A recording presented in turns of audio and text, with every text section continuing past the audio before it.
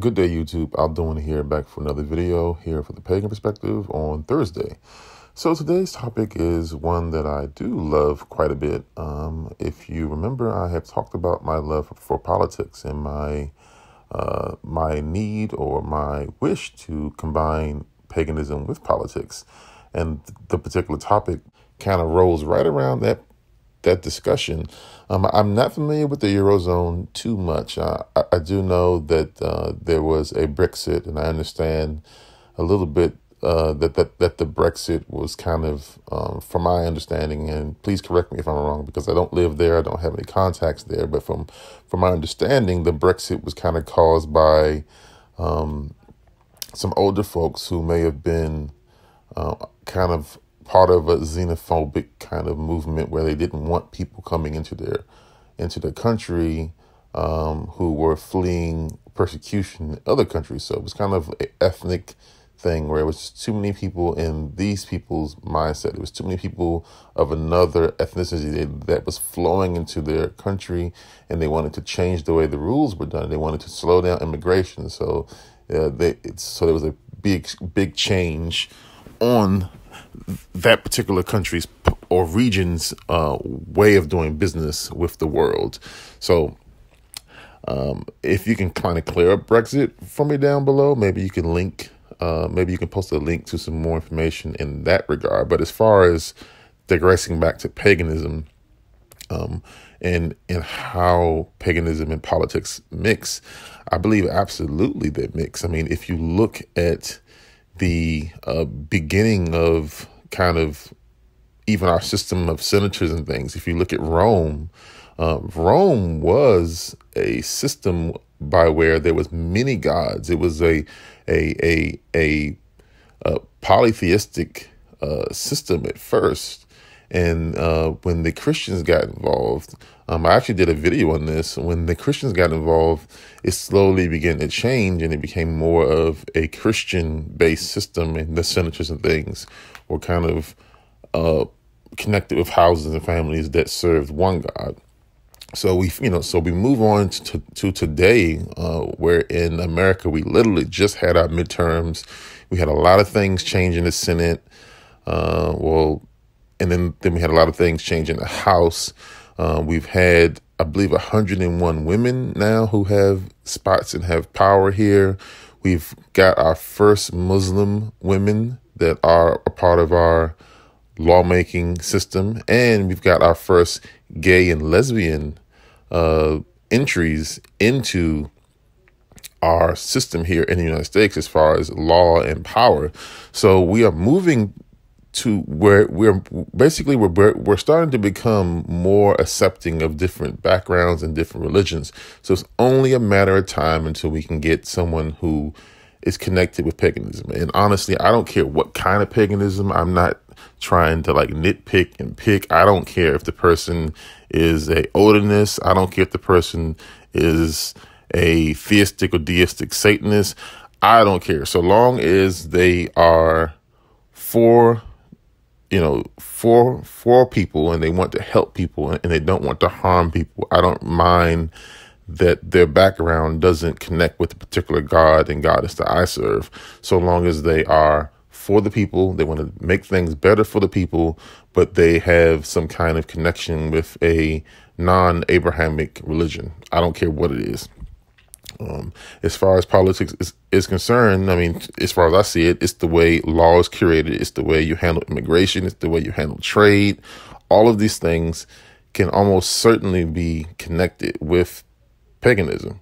And I think because the country is because this country, the United States, is so divided, the time for someone of pagan background to begin to connect with traction and kind of get through the door and become a senator, a governor, a congressman, that time is now. There's so many things shifting, with the Republican side of things in the United States.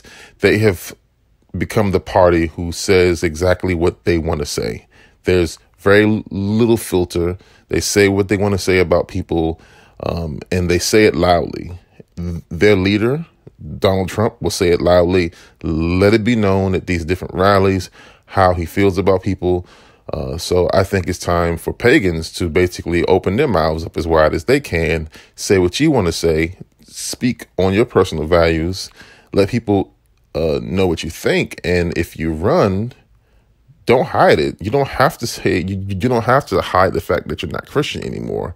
So long as your values line up with people who identify with you, it's starting to look like it doesn't matter what God you have. Because think about it. Really, I want you to think about this really, really, really hard. Give it 30 seconds. Give it 60 seconds. Give it 2 minutes. Did Donald Trump run on being a Christian? Did he run on being a Christian? There was a point in time in this country where in order to win the office of the president, you had to run as a Christian. You had to appease the Catholics. You had to appease other forms of Christianity. So in most cases, you would go with someone who is more connected with the Christian side of things. Now, I'm sure most of you are screaming that's Mike Pence. Mike Pence was what Trump used. So now you don't have to be Christian yourself to become president in this country. You just need to have a vice president who is. And that's probably been the case for quite some time. And when I say quite some time, I mean probably even before Bush. And I mean Bush's father, even before him, probably even before Carter's time, President Carter. I believe it was like that. If you carried a vice president on your ticket who was Christian enough, who appeased the Christians enough, you could run and not have a direct connection. I can tell you right now that the first pagan president is going to need that, because there's going to be people out there who need to be convinced that their issues are going to be addressed. And honestly, the way I feel about the situation is that pagans are definitely going to address. I feel like pagans are definitely going to address concerns for Christians. We are hyper sensitive to discrimination. We have seen it took a long battle just to be able to get the pentacle or pentagram added to the gravestones of soldiers in this country. It took a long time for that to happen. So pagans, we're used to fighting for what we believe in. We're used to going to battle, protesting, letting our voice be known. Another good example is the Primrose and Sapphire thing that happened a while ago.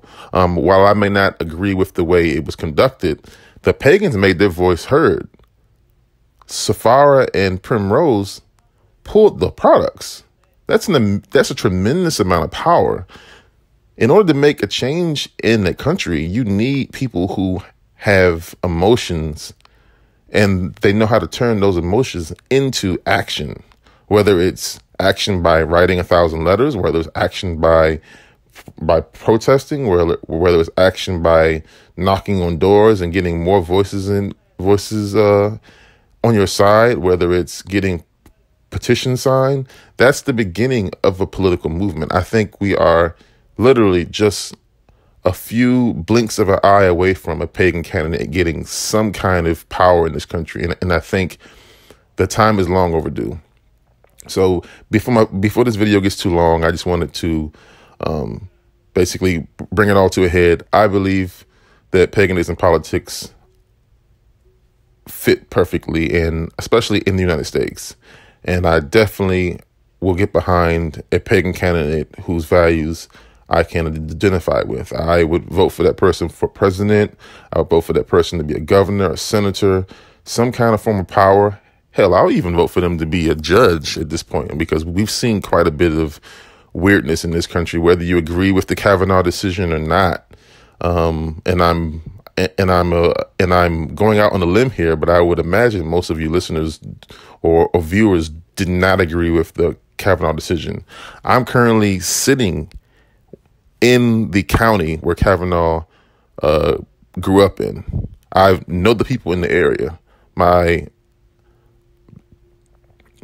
daily commute takes me by his school. So I've seen those things.